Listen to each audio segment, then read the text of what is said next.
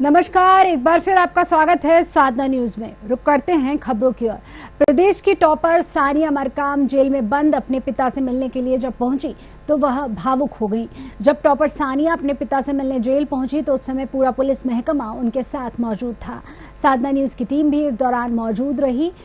साधना की टीम ने SP doctor Abhishek Pallav, topper Sania Markam और पार्षद से बात कर पूरी स्थिति का जायजा लिया।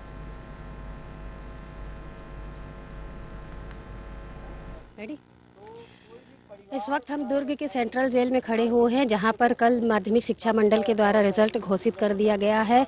दुर्ग की सानिया मरकाम ने इस जिले में पहला स्थान और प्रदेश में 7वां स्थान प्राप्त किया है। पास होने के बाद सानिया ने प्रशासन से ये मांग की थी कि उसके पिताजी को, जो कि अभी जेल में हैं, हत्या के आरोप में जेल में हैं, उनसे प्रशासन से मांग की थी कि उनके पिताजी से उन्हें मिलने दिया जाए। पुलिस प्रशासन ने उनकी बात को संवेदनशील तरीके से लिया और बच्ची को जो है आज गुरुवार के दिन सेंट्रल जेल में ला करके उसके पिता से मिलवाया।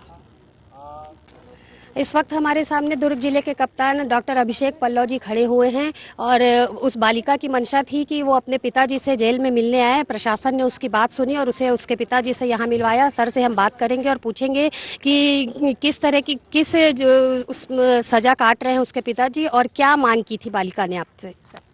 कल जब दुर्ग से 2 बच्चों का, एक बालक का 12वीं में 3रा रैंक और बालिका का 10वीं में 7वां रैंक आया।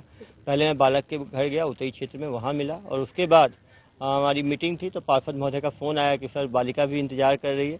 मैंने उनको कहा कि मिलना बिल्कुल मिलूँगा और कल शाम को इनके हम लोग घर गए। बालिका से हमने बातचीत की। बातचीत में मालूम चला कि बालिका 9 भाई बहन हैं और इनके पिताजी जो हैं, इनके भाई साहब के साथ लड़ाई झगड़ा हुआ था एक दूसरे लड़कों का ग्रुप का, उसमें एक बालक की जान चली गई थी, जिसमें कि इनके पिताजी को 302 के तहत जो है जेल में अवरुद्ध हैं और ट्रायल अभी चल रहा है। ये सुनने के बाद उन्होंने कहा कि सर मैं 3 साल से मिल नहीं पाई हूँ, जब से वो जेल गए उनसे मिलने की उन्होंने इच्छा जाहिर की। तुरंत हमने जेलर महोदय से बात की और आज का अगले दिन ही आज हमने सारी फॉर्मेलिटीज़ करते हुए पूरे परिवार सहित उनको मिलाया गया। बहुत ही भावनात्मक पल था। बच्ची, उसके पिताजी दोनों भावुक हो गए थे। ये परिस्थितियाँ दिखाती है कि एक ही परिवार में एक भाई है जो कि अपराध करता है, जिसके लिए पिताजी भी जेल जाते हैं, और उसी परिवार से एक बहन है, एक बेटी है, जो 7वीं रैंक ला के पूरे राष्ट्र भर में, राज्य भर में अपना नाम करती है। एक परिवार के एक सदस्य ने कलम को चुना, परिवार का नाम हुआ, समाज का नाम हुआ, शहर का नाम हुआ, और एक बच्चे ने चाकू छुरी चुना, जिसके लिए वो खुद और उसके पिताजी भी जेल में अवरुद्ध हैं।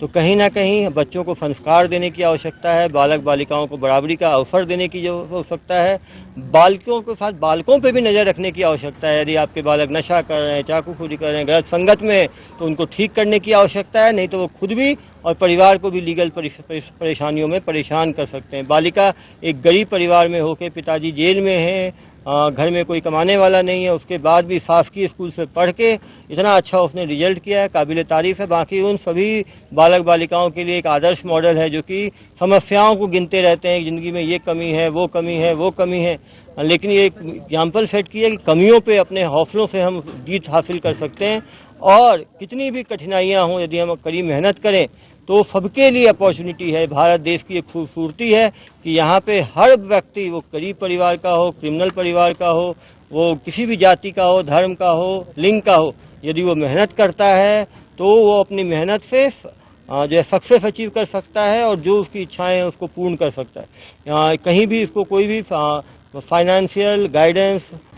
जी सानिया, बताएंगी आज आप अपने पिताजी से 3 साल बाद मिली, कैसा लगा, कैसा था वो पल? मैं बहुत ज़्यादा ही खुश हुई कि मेरे पिताजी से मेरा मुलाकात हुआ 3 साल बाद, वो भी। तो मुझे थोड़ा बुरा फील होता है कि मैं इतने खुशी के माहौल में पिताजी साथ नहीं हैं। तो आज मिली एसपी साहब से मैंने अपील की थी कि मेरा एक रिक्वेस्ट है कि आप मुझे अपने पिताजी से मिला देते। तो उन्होंने मेरी अपील सुनी, मैं उनका धन्यवाद करना चाहूँगी। और आने वाली पीढ़ी के लिए क्या कहना चाहेंगी, जो आपके जैसे और बच्चे हैं, उनकी पढ़ाई के लिए, पढ़ाई को लेकर के क्या कहना चाहेंगी, क्योंकि आप IAS अफसर बनना चाहती हैं, तो क्या कहना चाहेंगी उनके लिए? मैं बस यही कहना चाहूँगी कि आप भी मेहनत और संघर्ष करते रहें, जिससे आपको आपका लक्ष्य प्राप्त हो, आप तब तक ना रुके जब तक आपका लक्ष्य आपको प्राप्त नहीं हो जाता। चाहे कितनी भी दुख तकलीफें आपके सामने आए, उनको फेस कर लिए तो आपको अपने मंजिल तक पहुंचाने के लिए कोई नहीं रोक सकता। आपने अपनी जो पढ़ाई की है, इतना अच्छा रैंक लाया है, छत्तीसगढ़ में 7वां और दुर्ग जिले में पहला स्थान लाया है। 97.3% लेकर के आप पास हुई हैं। प्रशासन से आप किस तरह की उम्मीद करती हैं और किस तरह की आपने ट्यूशन या कोचिंग कुछ अपने लिया था या सेल्फ पढ़ाई की थी आपने? मैं किसी प्रकार की ट्यूशन या कोचिंग नहीं की, मैंने सिर्फ सेल्फ स्टडी की घर में, क्योंकि उतना पैसा नहीं था कि मैं ट्यूशन कर सकूं, इसलिए मैंने सेल्फ स्टडी कर अपनी पढ़ाई जारी की। प्रशासन से क्या उम्मीद चाहती हैं? प्रशासन से मेरी यही उम्मीद होगी कि मैं गरीब परिवार से बिलोंग करती हूं। जिस तरह आप टॉपर बच्चों की मदद करते हैं उसी तरह मेरी भी करें, और मेरे घर की आर्थिक स्थिति ठीक नहीं है तो मुझे पढ़ाई के लिए पूरा सपोर्ट करे, ताकि मैं अपना पढ़ाई इसी तरह जारी रख सकूं और अपनी मेहनत से अपने मुकाम को हासिल कर सकूं। हमारे साथ इस वक्त वार्ड 27 के पार्षद भी मौजूद हैं। आइए उनसे बात करते हैं कि उन्होंने किस तरीके से सानिया की मदद की थी। जी सर, बताएंगे सानिया कैसी बच्ची है? सानिया बहुत ही होशियार और मेधावी बच्ची है। हमारे वार्ड में और भी बच्चे, लेकिन उसमें इनका जो पढ़ने का, जैसे मैं अनुभव बताता हूँ, मेरे ऑफिस में सर्वप्रथम आई थी तो मैं टेबल में जो पेपर रखा था इसको अपोजिट डायरेक्शन से पढ़ ली थी। उसी दिन मैंने समझ गया था कि ये पढ़ाई, इसके घर में कोई खास माहौल नहीं था पढ़ने का।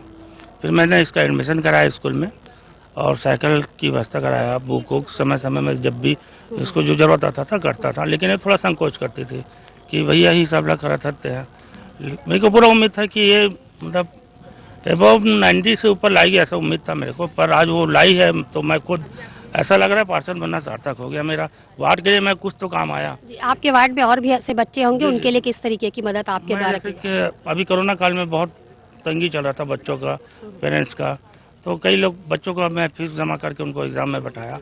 और जैसे एक दो बच्चे और हैं जो पढ़ना चाहती हैं, मैं खुद डिप्लोमा इंजीनियर हूँ और उसके बाद मैंने राजनीति ज्वाइन की है, तो मेरा हर संभव प्रयास रहता है कि बालिकाओं को कम से कम आगे बढ़ाऊं, ये मेरा प्रयास रहता है।